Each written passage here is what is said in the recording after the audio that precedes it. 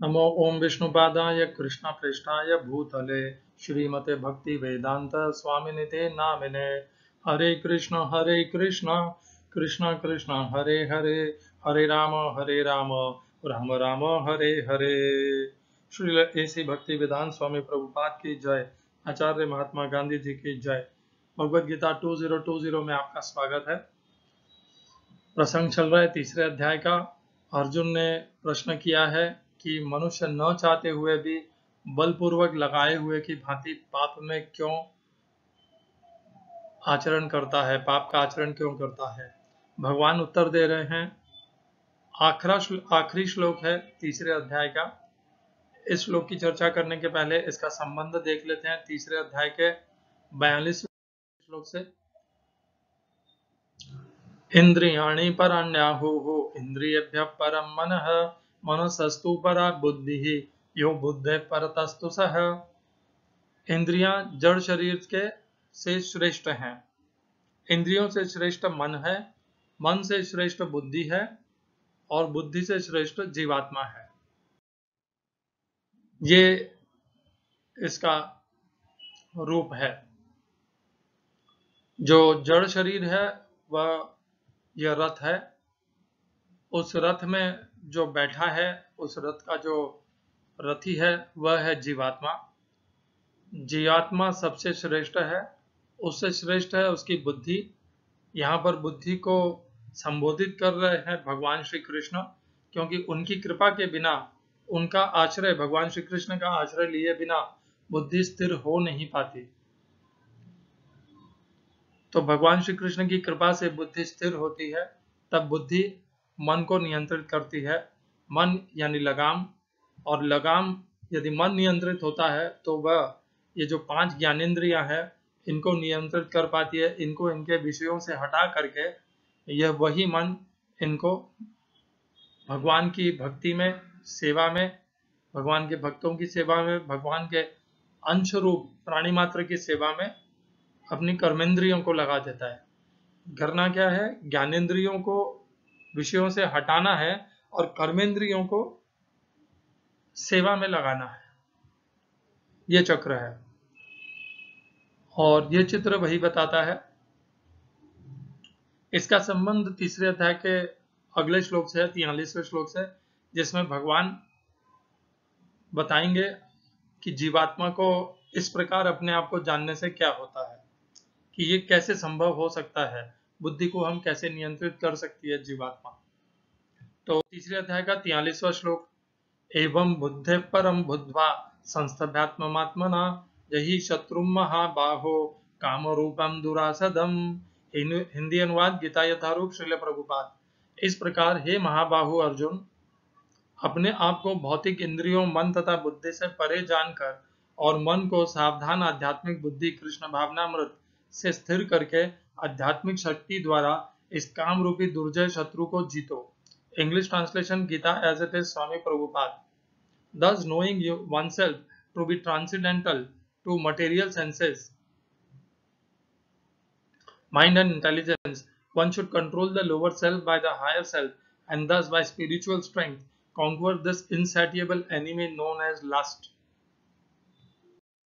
इस श्लोक में प्रयोग किए गए संस्कृत शब्दों के अर्थ है एवं, इस प्रकार, बुद्धे है, बुद्धि से, परम श्रेष्ठ, बुद्धवा जानकर, संस्थभ्यात्म संस्थभ्य स्थिर करके, आत्मानम मन को, आत्मना सुविचारित बुद्धि द्वारा, जही दूसरी पंक्ति जही जीतो, शत्रुम इस शत्रु को, महाबाहो हे महाबाहो अर्जुन, काम रूपम काम के रूप में, दुरासदम दुर्जय शत्रु को।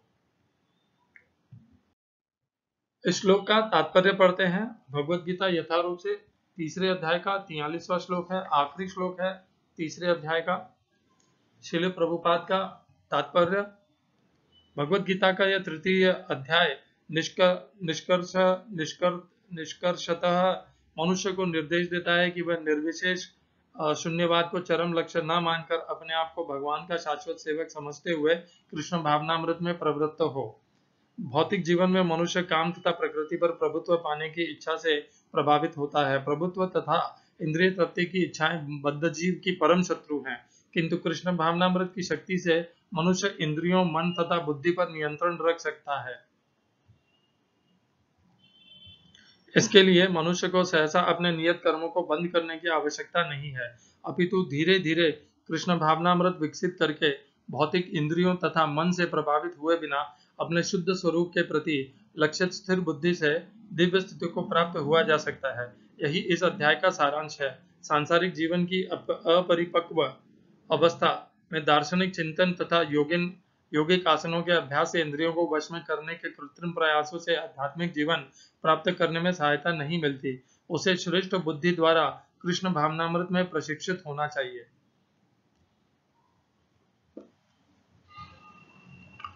ओम अज्ञानतिमिरन्धस्य ज्ञानाञ्जनशलाकया चक्षुरुन्मीलितं येन तस्मै श्रीगुरुवे नमः। एकं शास्त्रं देवकीपुत्रगीतम् एको देवो देवकीपुत्र एव एको मन्त्रस्तस्य नामानि यानि कर्मापेकं तस्य देवस्य सेवा। हरे कृष्णा। आखिरी श्लोक भगवान तीसरे अध्याय का। एवं बुद्धे परम बुद्धवा, बुद्धि से परे, बुद्धि से श्रेष्ठ कौन है? बुद्धि से श्रेष्ठ जीवात्मा है। मन बुद्धि अहंकारम भूमिरापो नलो वायु खम मनो बुद्धि रेवच अहंकारमितेयं में भिन्ना प्रकृति दृष्टता। एवं बुद्धि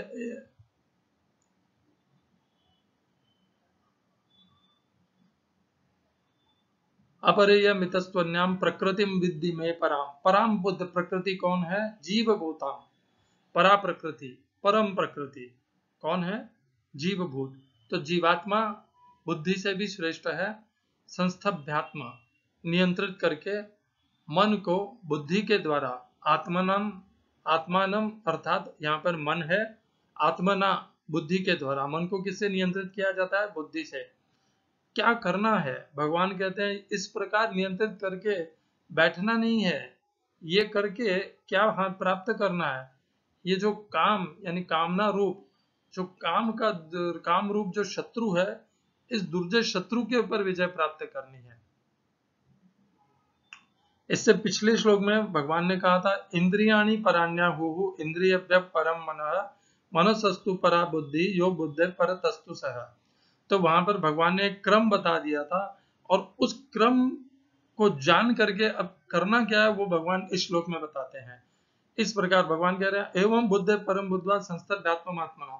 ये तो तूने जान लिया कि बुद्धि से परे जीवात्मा है। इस प्रकार जान करके अब तू मन को बुद्धि के द्वारा नियंत्रित करो। नियंत्रित करके क्या प्राप्त कर?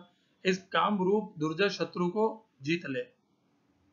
काम का अर्थ केवल स्त्री पुरुष का जो काम होता है वो नहीं होता। हमारे हर तरह की इच्छाएं, चेष्टाएं, कामनाएं, वे सब उस काम में आ जाती है। जो भौतिक दृष्टि से हम जो काम समझते हैं, स्त्री पुरुष के बीच में जो काम वासना होती है, उससे कहीं ज्यादा अर्थ है यहाँ पर काम शब्द का।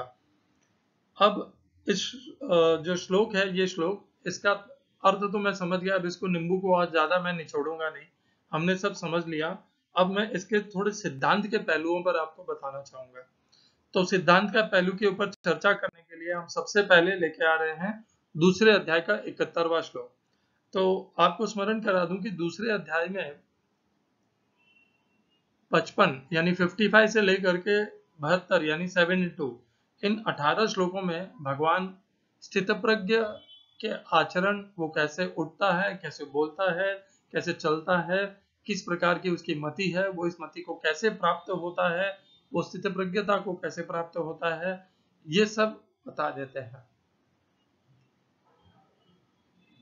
और वही स्थितप्रज्ञता जो है वही कर्मयोग के लिए अत्यंत आवश्यक है।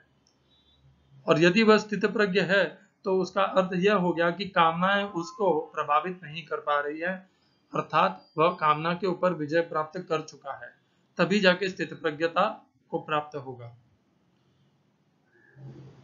दूसरे अध्याय में भी 39 से लेकर के 72वें श्लोक में भगवान ने कर्मयोग के विषय में कहा। तीसरा अध्याय पूरा ही कर्मयोग के ऊपर है, परंतु आप दूसरे अध्याय और तीसरे अध्याय के अंत के बीच में जो भिन्नता है उसके ऊपर गौर कीजिए। दूसरे अध्याय के अंत में भगवान कहते हैं, विहाय कामान्य सर्वान पुमान् चरति निस्पृह निर्ममो निरहंकार स शांतिम अधिगच्छति, कि समस्त कामनाओं के ऊपर को त्याग करके जो मनुष्य इस प्रकार कामना रहित होकर के अपने कर्म में बरतता है, आचरण करता है, निर्ममता रहित होकर के, अहंकार रहित होकर के, वह परम शांति, परम धाम, पूर्ण पुरुषोत्तम भगवान श्री कृष्ण को प्राप्त होता है।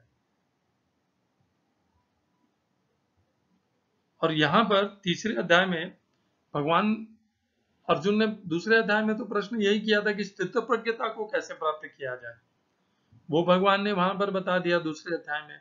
अर्जुन ने तीसरे अध्याय के अंत में भगवान से ये पूछ लिया कि ये न चाहते हुए भी हम मनुष्य पाप में क्यों प्रवृत्त हो जाता है। तो भगवान ने उसका कारण बता दिया। क्या है कारण? काम। हमारे अंदर जो लोभ काम भरा हुआ है विषय इंद्रिय तृप्ति के लिए, उसे काम कहते हैं। यहाँ पर इंद्रिय तृप्ति के लिए हम जो कुछ भी चेष्टाएं करते हैं वे काम है।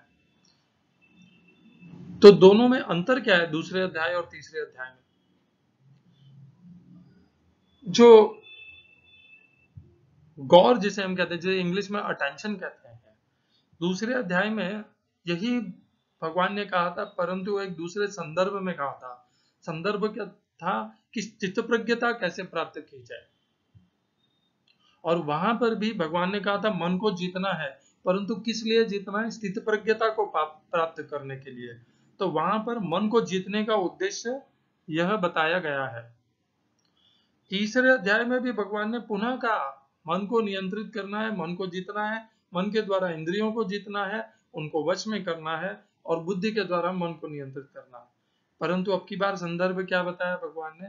इसलिए जीतना है क्योंकि यदि मन को नहीं जीता तो ये जो काम छुपा बैठा है इंद्रिय, मन और बुद्धि में, इंद्रियाणि मनोबुद्धि ही अस्याधिष्ठान मुच्यते, वो हमें भ्रमित कर देगा और भ्रमित निरंतर करता है।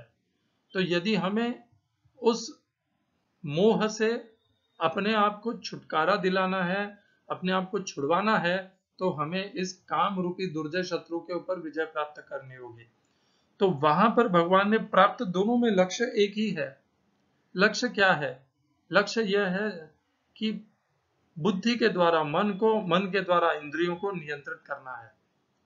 वही नियंत्रित करने से स्थित प्रज्ञता प्राप्त होगी, और वही नियंत्रित करने से ये जो काम रूपी शत्रु है इसके ऊपर भी विजय प्राप्त होगी। दोनों एक ही है, बस संदर्भ अलग अलग है।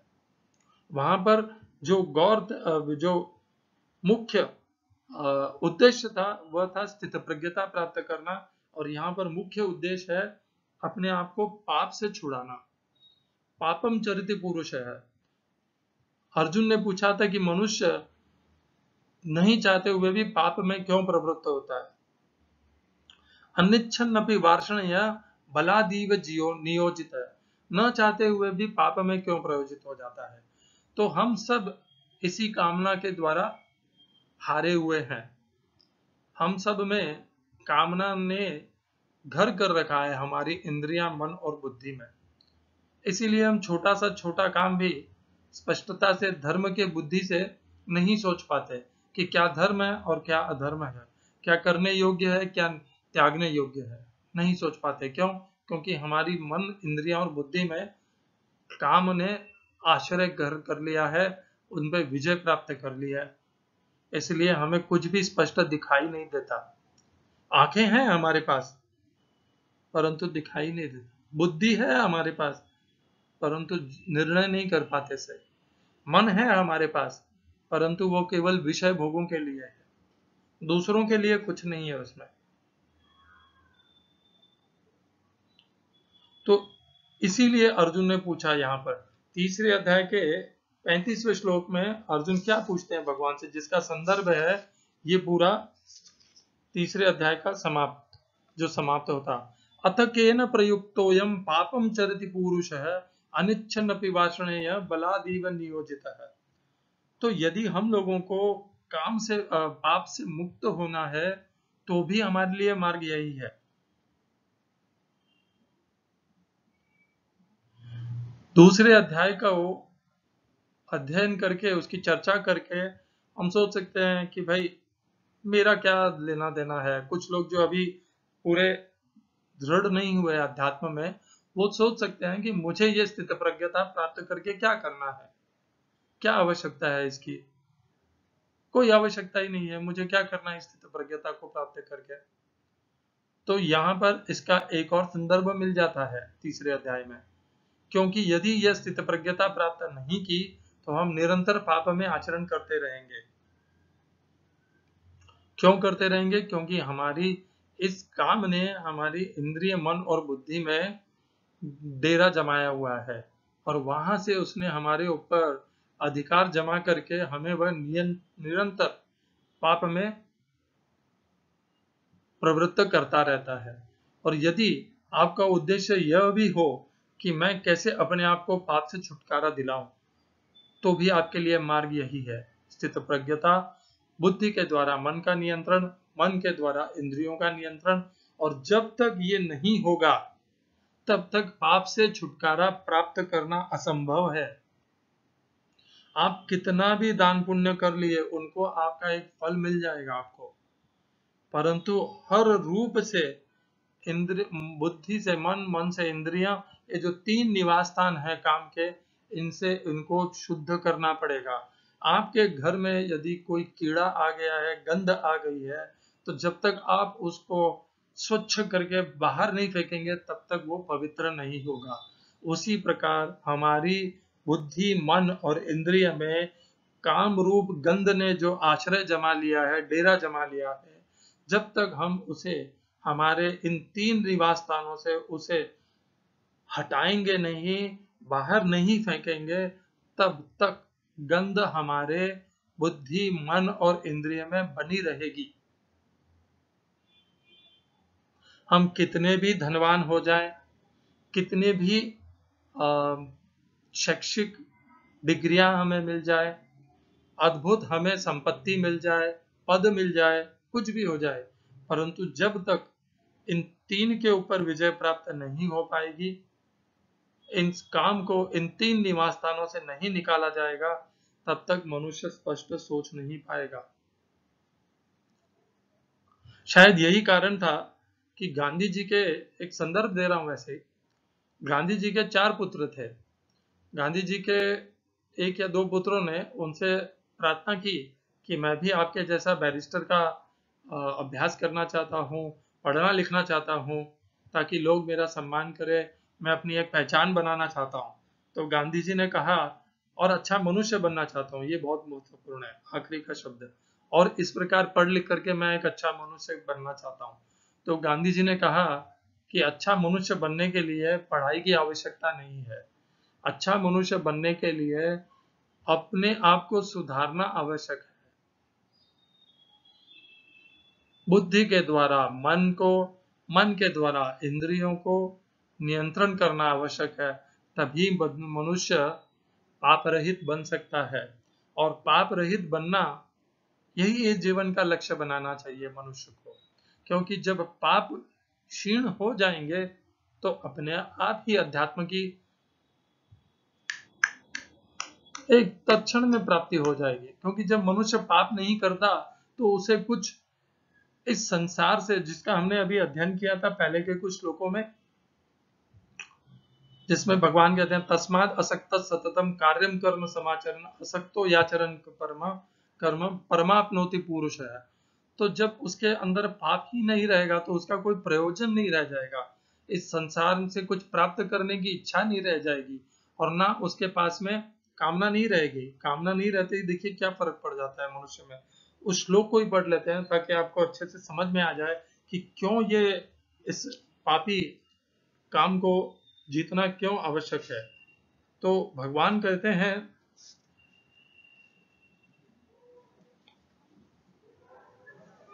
तस्मात्, तीसरे अध्याय का ही है 19वां श्लोक, हमने इसकी चर्चा की थी। तस्मात् असक्तः सततम कार्यम कर्म समाचर असक्तो याचरण कर्म परमाप्नोति पुरुषः। कितना सरल रास्ता है भगवान को प्राप्त करने का, कुछ भी असंभव नहीं है, कुछ भी जटिल भी नहीं है।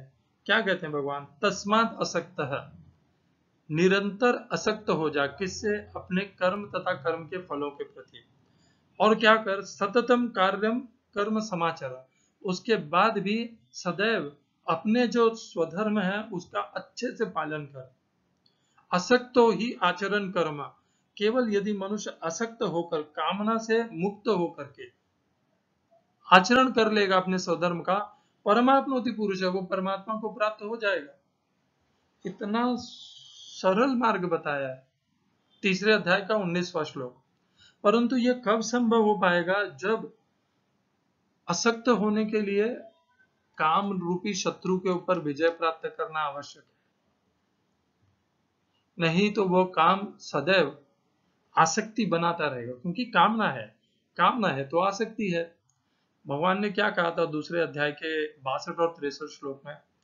ध्यायतो विषयान पुंसः संगस्तेषु उपजायते। जब विषयों का चिंतन होता है तो उससे आसक्ति का निर्माण होता है। फिर आसक्ति से क्या होता है? संगात संजायते काम, आसक्ति से कामना का उत्पन्न होता है। तो यहां तक के चक्र को हम देखते हैं, विषयों का चिंतन, उससे आसक्ति, आसक्ति से कामना, बहुत छोटी सी कड़ी है एकदम। यदि कामना पे विजय प्राप्त कर ली तो आसक्ति नहीं रहेगी, कुछ प्राप्त करने की इच्छा नहीं रहेगी, विषयों के प्रति लोभ नहीं रहेगा, न क्रोध रहेगा। तो ये जो तस्मात् असक्तः सततम कार्यम कर्म समाचर, ये संभव हो जाएगा। इसीलिए दूसरे अध्याय और तीसरे अध्याय में मार्ग जो बताया गया वो एक ही है, बस संदर्भ अलग अलग प्रस्तुत कर दिए गए हैं। भगवान अत्यंत दयालु हैं, वो एक ही मार्ग को अनेकों रूपों से हमें समझाते हैं। भगवत गीता के 18 अध्याय में जो दूसरे अध्याय में उन्होंने मार्ग बता दिया है, ये स्थितप्रज्ञता का, कर्मयोग का मार्ग जो बता दिया है उन्होंने 39 से लेकर के 72वें श्लोक में, उसी को भगवान अनेकों रूप से इस पूरे 18 अध्याय में बताने वाले हैं। उनमें से एक भगवान ने अभी तीसरे अध्याय में हमें बताया है। क्या बताया है? कि पाप पे नियंत्रण प्राप्त करना है तो इस काम रूपी जो शत्रु निवास कर रहा है अपने ही घर में घुसपैठ करके, घुस करके जिसने अधिकार जमा लिया है हमारी बुद्धि, मन और इंद्रियों पर, उस शत्रु ने जिसने इन पर हमारी बुद्धि, मन और इंद्रियों पे जो अधिकार जमाया है, वहां से उस शत्रु को हटाना होगा। इन तीनों निवास स्थानों को स्वच्छ करना होगा। अपने आप आसक्ति से छुटकारा मिल जाएगा, विषयों से भी छुटकारा मिल जाएगा, बुद्धि, मन और इंद्रियां नियंत्रित हो जाएंगी और स्थितप्रज्ञता भी प्राप्त हो जाएगी। दोनों ही साथ में संभव है। उद्देश्य एक है, लक्ष्य एक है, संदर्भ अलग अलग है, और यही संदर्भ आपको मैं अनेकों बार अनेकों तरीके से बताऊंगा। इसी अध्याय में दूसरे अध्याय के अगला श्लोक भी हम चर्चा कर लेते हैं, 72वां श्लोक। वहां पर क्या कहते हैं भगवान? एषा ब्राह्मी स्थिति पार्थ नय न एनाम प्राप्य विमुह्यति स्थित्वा श्याम अंतकाले अपि ब्रह्म निर्वाणम रक्षति। ये जो स्थिति है स्थित प्रज्ञता की, अर्थात कि कामना रहित जो पुरुष है, यह जो स्थित है, जिसने काम के ऊपर विजय प्राप्त कर ली है, वो जो स्थिति है, तो भगवान ने क्या कहा? ये जो स्थित प्रज्ञता की स्थिति है, अर्थात ये जो काम के ऊपर विजय प्राप्त करके काम को अपनी बुद्धि, मन और इंद्रियों से स्वच्छ हटा दिया है, ये जो स्थिति है ये ब्रह्म की स्थिति है। क्योंकि भगवान में भी कोई कामना नहीं है, कामना रहित है भगवान, बुद्धि उनकी स्थिर है, स्थित प्रज्ञ है वे। तो यही स्थिति भगवान की भी है। ऐसा ब्राह्मी स्थिति पार्थ, यही ब्रह्म की स्थिति है। न एनाम प्राप्य विमुह्यति, इसको एक बार प्राप्त कर लेने के पश्चात मनुष्य फिर से मोहित नहीं होता। स्थित्वा अस्याम अंत काले अपि, अपने जीवन के अंतिम क्षणों में भी इस स्थिति में स्थित हो करके मनुष्य ब्रह्म निर्वाण मृच्छति, पर ब्रह्म परमात्मा को प्राप्त हो जाता है, अर्थात भगवान श्री कृष्ण को प्राप्त हो जाता है, अर्थात परम धाम को प्राप्त हो जाता है। तो यही मैं आपको कहना चाह रहा था। तीसरे अध्याय में भी यही बताया है। संदर्भ अलग है कि कामना को उसके निवास स्थानों से हटा करके उन निवास स्थानों को बुद्धि, मन और इंद्रियों को स्वच्छ करना है, और यदि वह कर लिया तो हमें परम धाम, ब्रह्म निर्वाण, परम शांति को प्राप्त करने से, भगवान श्री कृष्ण को प्राप्त करने से कोई नहीं रोकेगा। मार्ग में कोई अवरोधक ही नहीं रह जाएंगे। क्यों? क्योंकि यही तो सबसे बड़ा अवरोधक था। कहाँ कहा था भगवान ने कहा था, इंद्रियस्यार्थे राग द्वेष व्यवस्थितौ तयोर्न वशमागच्छेत् तौ यस्य परिपन्थिनौ। और कहा था, काम एष क्रोध एष रजोगुण समुद्भवः महाशनो महापापमा विद्येन्मिह वैरिणा। फिर क्या कहा था आगे, एक और श्लोक में कहा है, आवृतम ज्ञानमेतेन ज्ञानिनो नित्य वैरिणा ज्ञान काम रूपेण दो कौन्तेय दुष्पूरेण अनलेन च। तो इस प्रकार अलग अलग श्लोकों में भगवान ने इस काम को हमारे मार्ग का सबसे बड़ा शत्रु भी बताया है, अवरोधक भी बताया है, और इसके ऊपर विजय प्राप्त करने का हमें उपदेश भी दिया है। तो आप सबसे यही विनती है, पहचानिए कि ये आप अपने ही शत्रु को लेके अपना जीवन जी रहे हैं। अपना जीवन यदि सच्ची स्वतंत्रता से जीना है तो बुद्धि, मन और इंद्रिय में ये जो काम रूपी शत्रु का निवास है, जो वास है, इसको वहां से हटा दीजिए। जो मिल जाए उसमें संतुष्ट रहिए, भले दुख हो, सुख हो, लाभ हो, हानि हो, अपमान हो, मान हो, उसमें सम रह लीजिए। अपने आप ये काम रूपी शत्रु पे विजय प्राप्त कर लेंगे। इच्छा ही नहीं रह जाएगी कुछ। जो मिले उसे भगवान का दिया हुआ पुरस्कार समझ करके स्वीकार कर लीजिए। कड़वी से कड़वी परिस्थिति, कड़वी से कड़वी क्षति को भी स्वीकार कर लीजिए। समभाव से हो जाएगा, काम के ऊपर विजय हो जाएगी। तो आचार्य महात्मा गांधी ने यही अपने पुत्रों को बताया, यही हमारे लिए भी लागू पड़ता है। जो आचार्य महात्मा गांधी ने बताया वो भी बापू है हमारे, तो उन्होंने जो अपने पुत्रों को बताया ये हमारे ऊपर भी लागू पड़ता है कि बहुत बड़ी शैक्षणिक डिग्रियों से मनुष्य श्रेष्ठ नहीं बनता, ना मनुष्य संपत्ति पद से श्रेष्ठ बनता है। मनुष्य श्रेष्ठ बनता है जब वह इस काम रूपी शत्रु को उनके उसके निवास स्थान से हटा लेता है। बुद्धि, मन और इंद्रिय, ऐसा परम सुख प्राप्त होता है जिसकी आप कल्पना भी नहीं कर सकते। तो क्यों इस मृग तृष्णा में जी रहे हैं? पाइए उस परम शांति को। ये आपके लिए आपका अधिकार है, वो हमारा अधिकार है, वो हम सबको प्राप्त करना है। हरे कृष्णा। श्रील ऐसी भक्ति वेदांत स्वामी प्रभुपाद की जय। आचार्य महात्मा गांधी जी की जय।